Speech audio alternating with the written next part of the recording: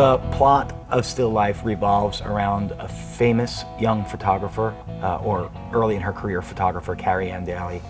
And we don't know why, but as the play begins, we find out immediately that she's incapable of picking up her camera and taking another picture.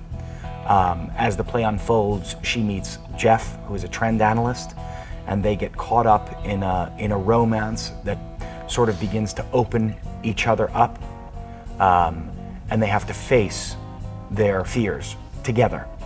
Carrie Ann to me was a woman that I liked to write. She's strong and funny and independent.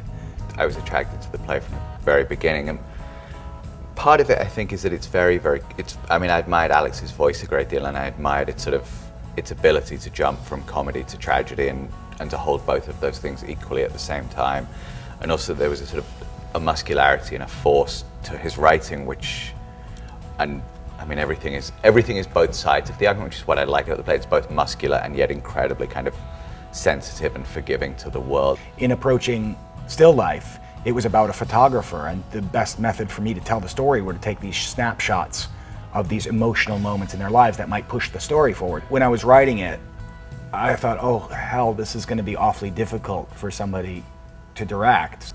There was something very challenging. There is still something very challenging about how difficult I knew it was going to be to stage, that it was also going to require a great deal of me and of the people who were going to help me make that happen. Each character, even the supporting parts, are at one point or another put on the ledge, and how well they got along immediately, and how supportive they were, and how they sort of believed in Will and my vision of what the play was.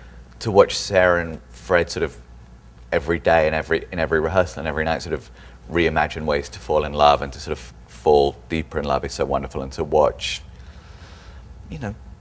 Adrian Lennox, to sort of sit in a rehearsal room with Adrian Lennox and Dominic Chianese is just a privilege sort of in and of itself, and to hearing them come up with things that you'd never thought of, and they're just sort of dazzling. There's no real platform here, there's no social statement, it's just sort of a look into our life and our time. And I agree sort of with the optimism. Even though the play might end with some sad notes, the last act of the play is a hopeful one. And I hope, if anything else, if they can take away something, it's to feel like, well, tomorrow's a full day, and I'm gonna, something just feels better about waking up. That's a little sentimental, but it's true. The play is just about, no matter what, we keep going. So.